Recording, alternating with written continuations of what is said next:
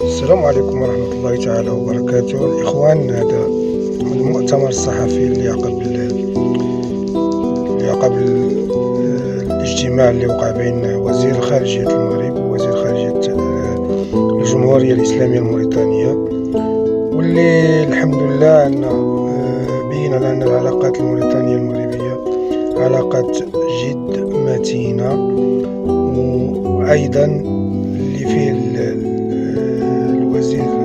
الوزير المغربي بين بلي أن موريتانيا يعني منخرطة بشكل جدي وجاد في المبادرة التي أطلقها صاحب الجلالة نصره الله، المتعلقة بفتح طريق اتجاه المحيط الأطلسي بالنسبة لدول الساحل. وهذا كيضرب يعني بقوة البروباغندا الجزائرية اللي كتقول بأن موريتانيا ليست في هذه المبادرة. الحمد لله احنا عندنا الدق والسكات. السلام عليكم ورحمة الله. جدا باستقبال أخي وزميلي سي محمد سالم ولد مرزوق، وزير خارجية الجمهورية الإسلامية الموريتانية. كل مرة أنا سعيد بلقاء أخي الوزير، وحنا في اتصال دائم على هامش الاجتماعات أو بالهاتف. هذا يعني التواصل بيناتنا هو تواصل مستمر، ولكن هذه زيارة عندها طابع خاص لأنها كتجيب تعليمات من فخامة الرئيس الجمهورية الإسلامية الموريتانية. كما كتعرفوا جميعا العلاقة بين البلدين هي علاقة خاصة.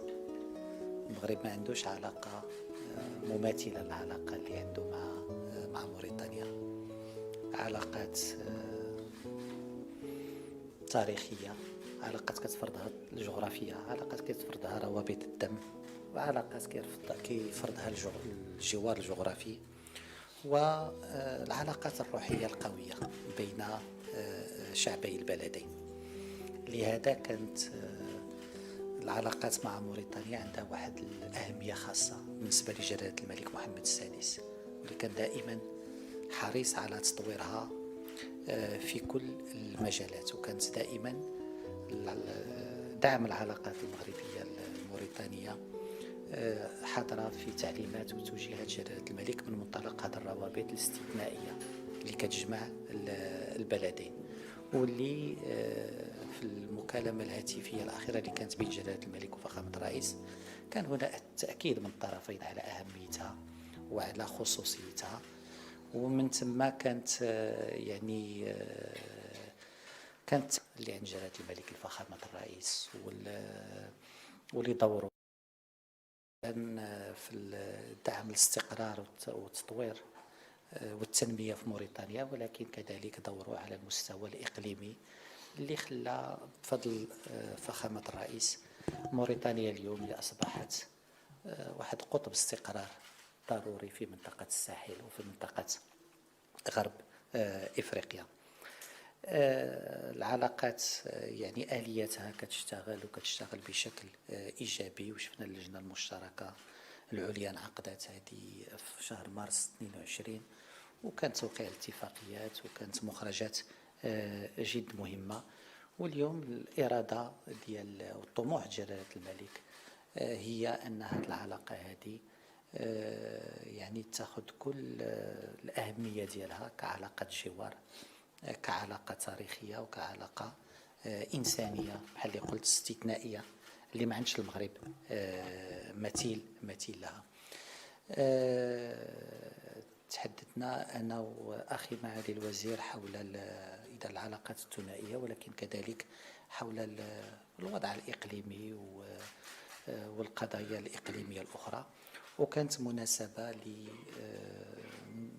لتأكيد الإشادة بالدينامية الإيجابية اللي كتعرفها الدبلوماسية الموريتانية بفضل دور فخامة الرئيس، المصداقية ديالو، الثقة لكي يعطي لكل الشركاء. وكذلك بفضل دور معالي الوزير اليوم موريتانيا أصبحت يعني جزء مهم في أي معادلة للاستقرار في هذه المنطقة. تحدثنا كذلك حول من هذا المنطلق حول الدور الأساسي اللي كيشوف اللي دائما جلالة الملك يعتبر أن موريتانيا غادي تقوم به في إطار مبادرة جلالة الملك نحو دول الساحل لتمكين هذه الدول من يعني الوصول إلى المحيط الأطلسي. وهذه المبادرة موريتانيا عندها مكانتها، وموريتانيا عندها دورها، وموريتانيا فاعل أساسي فيها من منظور جلالة الملك محمد السادس. العلاقات بحال اللي قلت هي علاقات إنسانية، وكنشوفوا اليوم أن لا على مستوى المنح لا على مستوى الطلبة الموريتانيين المتواجدين في المغرب يعني هو الرقم الأعلى. وهذا كيأكد على أن هذه العلاقات الإنسانية وهذا التواصل المستمر بين الشعبين مستمر كذلك على مستوى الشباب وفي إطار تكوينهم في المملكة المغربية. على المستوى الاقتصادي كذلك العلاقات متطورة مزيان. المغرب اليوم أول شريك تجاري لموريتانيا على المستوى الإفريقي، أول مستثمر إفريقي في موريتانيا. ولكن أكيد أن طموح جلالة الملك وفخامة الرئيس هي الدفع بهذه العلاقات الاقتصادية كذلك نحو أبعاد استراتيجية أخرى لتكون نموذج لعلاقة جوار بين بلدين عندهم كل المؤهلات باش يبني واحد نموذج للتعاون يمكن أن يلهم حالات أخرى وسياقات أخرى. فمرة أخرى كنشكر السيد الوزير على هذه الزيارة، وكنأكد له بأن دائما زياراته للمغرب هي إيجابية، وكتجيب دائما غير الأخبار الإيجابية والآفاق الإيجابية سواء العلاقات الثنائية أو على المستوى الإقليمي. مرة أخرى مرحبا بك. شكرا صاحب المعالي. بسم الله الرحمن الرحيم، والصلاة والسلام على أشرف المرسلين. أنا كنت فرح بوجود اليوم مع أخي وصديقي صاحب المعالي السيد ناصر بوريطة وزير الخارجية والتعاون الإفريقي والمغاربة المقيمين بالخارج، لأني كنت مرتاح لهذا اللقاء وأبلغته رسالة شفهية من فخامة السيد الرئيس محمد الشيخ الغزواني رئيس الجمهورية الموريتانية، وهي رسالة شفهية موجهة لجلالة الملك محمد السادس ملك المملكة المغربية الشقيقة، وتمنياته له بموفر من الصحة والعافية، وللشعب المغربي الشقيق بمزيد من الرقي والازدهار، وتقدير فخامة السيد الرئيس الكبير للحكامة الرشيدة وسداد الرأي في مسيرة المغرب في البناء والتنمية، وهذا كان مهم جدا. وأذكر أن الرسالة تدخل في إطار سنة التشاور والتنسيق الحميدة بين البلدين الشقيقين وخاصة القائدين، وهذا أظن مهم جدا.